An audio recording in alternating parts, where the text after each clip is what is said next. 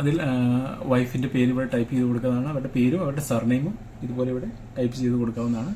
അതിനുശേഷം നമ്മൾ save and നെക്സ്റ്റിലേക്ക് പോവാം.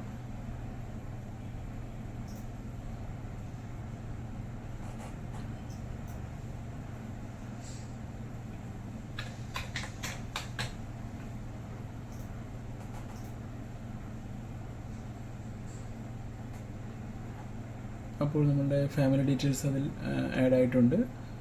ബാക്കി നമ്മുടെ കംപ്ലീറ്റ് ഡീറ്റെയിൽസ് ഇതിൽ നമ്മൾ കൊടുത്ത മുഴുവൻ ഡീറ്റെയിൽസ് ഇപ്പോൾ ഇതിൽ കാണിക്കും. നമ്മൾ കൊടുത്തെല്ലാം കറക്റ്റ് ആണെന്ന് ചെക്ക് ചെയ്തതിന് ശേഷം അതിൽ സേവ് ആൻഡ് നെക്സ്റ്റിലേക്ക് പോകാവുന്നതാണ്.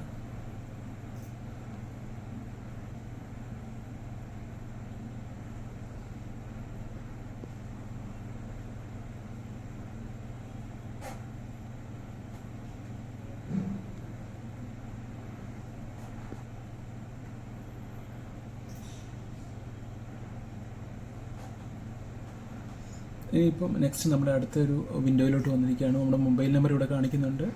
ആൻഡ് ഇമെയിൽ ഐ ഡി നമുക്കുണ്ടെങ്കിൽ അത് കൊടുക്കാവുന്നതാണ്.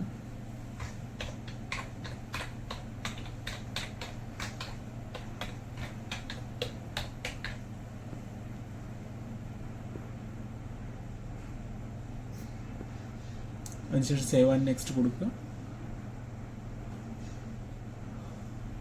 ഇവിടെ നമ്മൾ കൊടുത്ത ഡീറ്റെയിൽസ് ഒക്കെ ഇതിവിടെ നമ്മൾ കാണിക്കുന്നതായിരിക്കും. നമ്മുടെ പഴയ ഓൾഡ് പാസ്പോർട്ട് നമ്പർ നമ്മളിവിടെ ടൈപ്പ് ചെയ്ത് കൊടുത്തിട്ടുണ്ട്. റീഇഷ്യൂ ആയതുകൊണ്ട് പഴയ പാസ്പോർട്ട് നമ്പർ കൊടുക്കണമെന്ന് നിർബന്ധമാണ്. പ്ലേസ് ഓഫ് ഇഷ്യൂ എവിടെയാണോ അത് നമ്മൾ കൊടുത്തിട്ടുണ്ട്.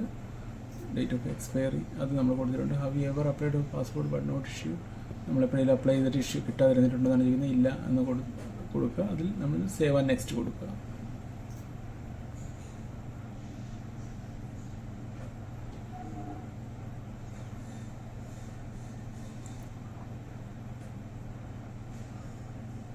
അതിനുശേഷം ഇങ്ങനെ ഒരു വിൻഡോ വരും. അതിൽ നമ്മൾ മോസ്റ്റ് ആയിട്ടുള്ള കോളംസ് എല്ലാം നോ കൊടുത്തതിന് ശേഷം നമുക്ക് സേവ് ആൻഡ് നെക്സ്റ്റ് കൊടുക്കാവുന്നതാണ്.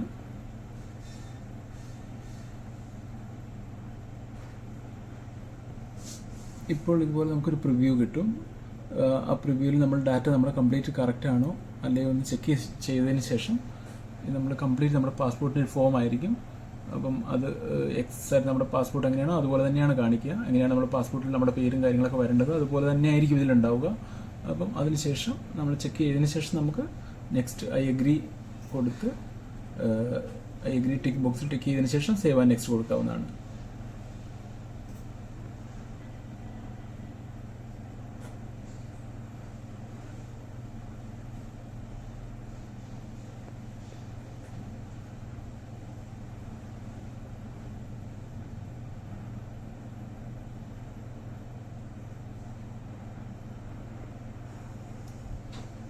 ഇനി നമുക്ക് ഇവിടെ നെക്സ്റ്റ് പേജിൽ വരുന്നത് നമ്മുടെ transfer of school leaving matriculation.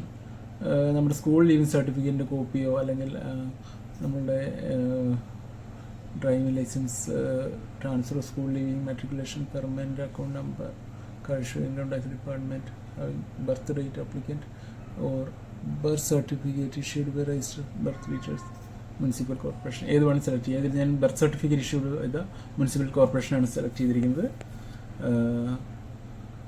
അത് നമുക്ക് അതിൽ കൊടുത്തതിന് ശേഷം പിന്നെ ആധാർ കാർഡ് നമ്മൾ അഡ്രസ് പ്രൂഫായിട്ട് കൊടുക്കാവുന്നതാണ്.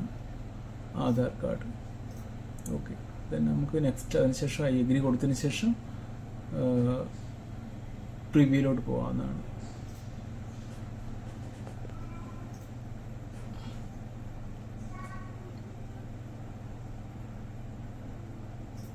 സേവ് ചെയ്തതിന് ശേഷം നെക്സ്റ്റ് നമുക്ക് സേവ് കൊടുക്കാം. സേവ് ചെയ്തതിന് ശേഷം your application has been saved successfully എന്ന് പറയുന്നത് കാണിക്കും ഇവിടെ. അതിനുശേഷം നമുക്ക് പേ ആൻഡ് സബ്മിറ്റ് കൊടുക്കാം. നമുക്ക് അതിൻ്റെ പേയ്മെൻറ്റ് അടച്ചതിന് ശേഷം